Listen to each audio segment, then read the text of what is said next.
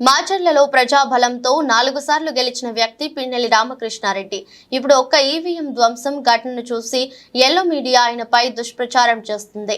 7 చోట్ల ఈవీఎంల ధ్వంసం జరిగితే ఈసీ ఒక్క పిన్నెల్లి రామకృష్ణారెడ్డి వీడియోని మాత్రమే ఎందుకు బయటపెట్టింది? కాసు మహేష్ రెడ్డి వైఎస్ఆర్సీపీ గురుజల ఎమ్మెల్యే అభ్యర్థి. 4 సార్లు మాచర్లలో గెలిచిన వ్యక్తి పిన్నెల్లి రామకృష్ణారెడ్డి గారు. తెలుగుదేశం అధికారంలో ఉన్నప్పుడు, జగన్మోహన్ రెడ్డి గారు ముఖ్యమంత్రిగా ఉన్నప్పుడు కాదు, తెలుగుదేశం చంద్రబాబు నాయుడు గారు అధికారంలో ముఖ్యమంత్రిగా ఉన్నప్పుడు అక్కడ జనబలంతో గెలిచిన వ్యక్తి రామకృష్ణారెడ్డి గారు.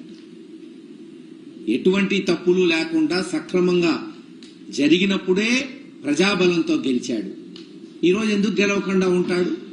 ఆలోచించండి. ఈ రోజున ఒక ఈవీఎం వీడియో తీసుకొచ్చి పిన్నెల్లి రామకృష్ణారెడ్డి గారు ఎరగొట్టాడు, ఆయన తప్పు చేశాడు అని ఎత్తు చూపుతున్నారు. సరే, ఆ ఘటన పక్కన పెడదాం. ఎలక్షన్ కమిషన్ వారు దాదాపు 7-8 చోట్ల ఈ ఈవీఎం మెషిన్లు ఎరగొట్టారు, వాళ్ళ మీద కేసులు పెట్టాము అని చెప్తున్నారు. మరి ఆ వీడియోలు ఎందుకు బహిర్గతం చేయట్లేదు? ఎందుకు ఒక్క వీడియోనే బయటకు వస్తుంది?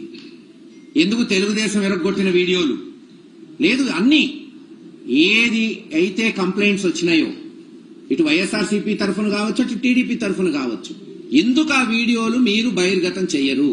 అసలు వీడియో కెమెరాలు పెట్టింది ఎందుకు? బూతుల్లో ఏమన్నా తప్పులు జరిగితే తెలుసుకోవడానికి. ఆ తప్పులు జరిగినాయని గత 10 రోజుల నుంచి ఘోషిస్తున్నాం వైఎస్ఆర్సీపీ నాయకులు. ఉదాహరణకి పోనీ మాచర్ల నియోజకవర్గమే తీసుకుందాం. తుమ్మూరుకోడు గాని, వెల్దుర్తి గాని, చింతపల్లి గాని, వేపకంపల్లి గాని, ఒప్పిచెర్ల గాని రిగ్గింగులు జరిగినాయి. అక్కడ ఏజెంట్లను లాగేశారు, క్లియర్ గా కనపడుతున్నాయి. ఈ రోజు కొంతమంది వైఎస్ఆర్ నాయకులు ఆ వీడియోలు చూపెట్టారు. ఇదే పాలవాయి గేట్ లో మా ఏజెంట్లను బయటకు తీసుకొచ్చి కొడుతుంటే వాళ్ళని కన్సోల్ చేసింది రామకృష్ణారెడ్డి గారు. మరి అది లాగుతున్న వీడియోలు ఎందుకు చూపెట్టట్లేదు?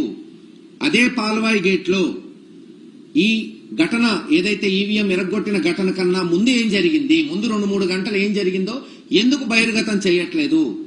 తీయండి, అన్ని వీడియోలు తీయండి. మేము చెప్పిన ఊర్లన్నీ కూడా ఒకసారి రిగ్గింగ్ జరిగిందా జరగలేదా, అందుకే కదా వీడియో కెమెరాలు పెట్టింది. మాకు ప్రూవ్ చేయండి. మేము ఈరోజు కంటెస్టింగ్ క్యాండిడేట్ గా ఒక ప్రధానమైన పార్టీకి ఆ వీడియోలు చూపెట్టి, లేదు ఇదిగో ఫ్రీ అండ్ ఫెయిర్ పోలింగ్ జరిగిందని మాకు ప్రూవ్ చేయాలి కదా, మాకు జనానికి చెప్పాలి కదా. ఆరోపణలు వచ్చినప్పుడు ఆ బాధ్యత ఎలక్షన్ కమిషన్ మీద ఉంటుంది కదా. అది కానప్పుడు ఇంక ఈ తతంగమంతా ఎందుకు? ఈ కెమెరాలు ఎందుకు? ఈ పోలీసులు ఎందుకు? రాసుకుంటే పోతుంది కదా బ్రహ్మాండంగా జరిగిందని.